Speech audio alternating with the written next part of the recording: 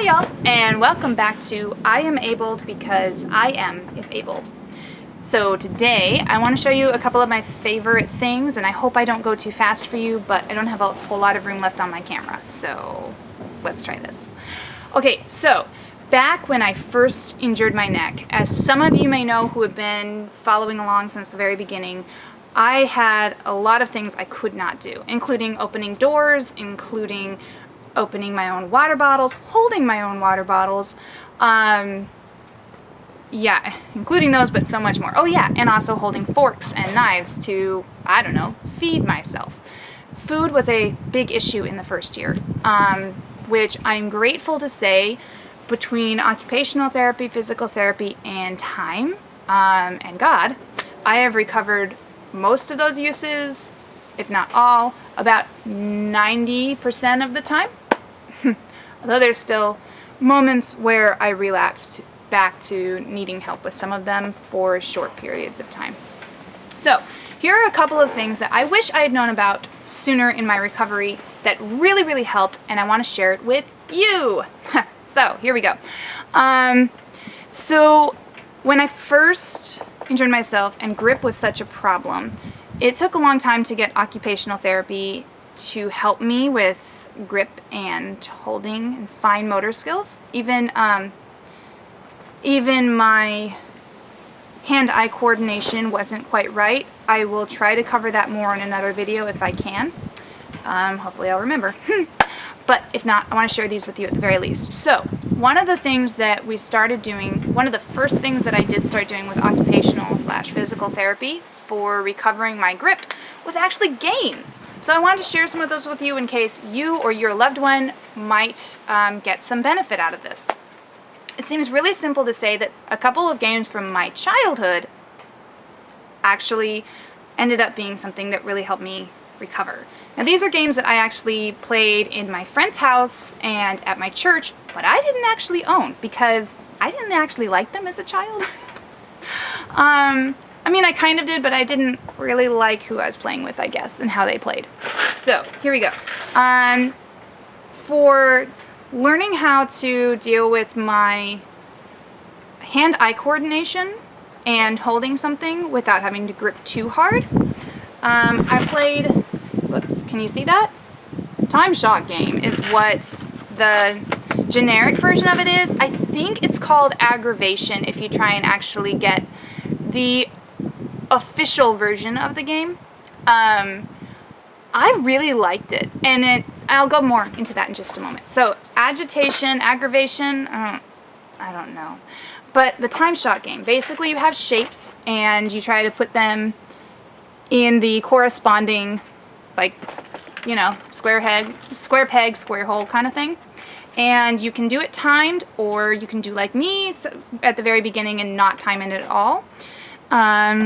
But you might want to check and make sure that your version of the game actually allows for the non-timed version until you can get to that point if you're really far behind.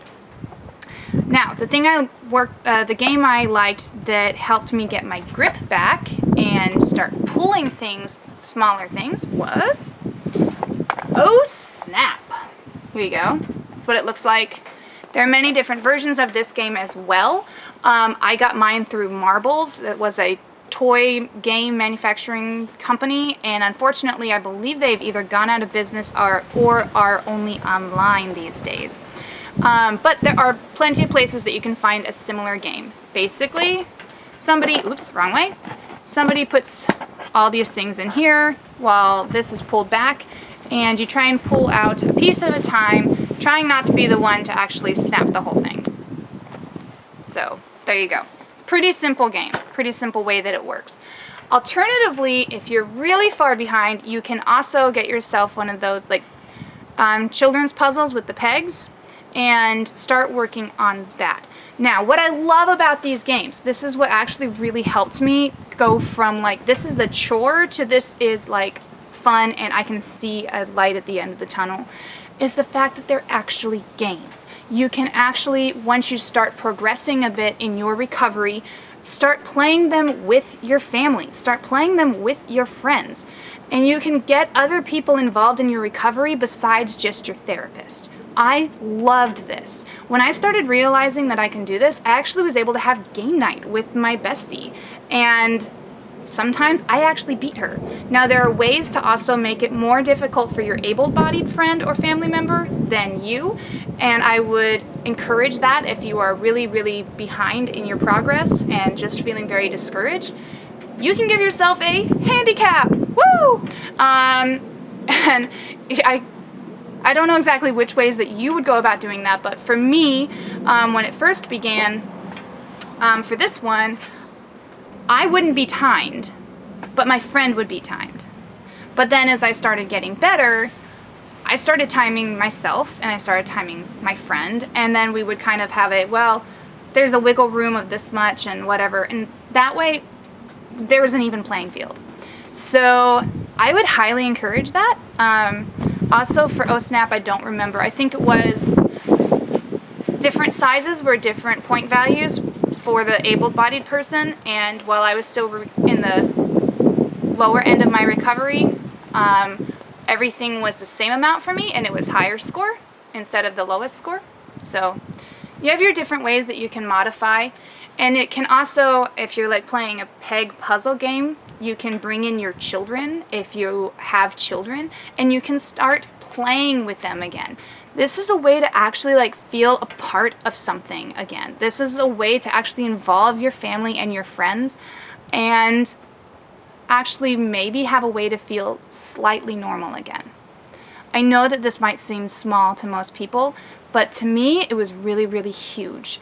And it was a way to actually giggle with my friends again. And I may not have had a lot of stamina to do like both of these games in a stretch or do a whole game night or anything like that, but I actually was able to sit down and play a game with my friends. And it was technically something that helped with my recovery, but it was also something that was fun, and it was a way to kind of bring others into this recovery journey with me. So I highly encourage finding some games like this for yourself. I don't know the cost. I can try to find the link perhaps to one or both of these games and put them in the description below. So look out for that, but I can't promise that it'll be there. So I'm sorry. I didn't plan that in advance. But I highly encourage looking for this if this is something that speaks to you, either by a peg puzzle game or by the Time Shock game or by OSNAP. It has really, really helped my recovery in the beginning, and I don't need them at this point in my recovery per se, but I still like playing them. So I just wanted to share a couple of my favorite things. Hopefully I'll get around to a couple more of my favorite things with y'all, and I am officially only a few seconds away from not having any more space of this video. So ciao for now. Love y'all. Mwah. Bye. I hope this helps somebody out there. What are some of your favorite games to play with your kids or your family members, maybe going through recovery as well? Comment down below. Keep it in love. Thanks. Bye, y'all.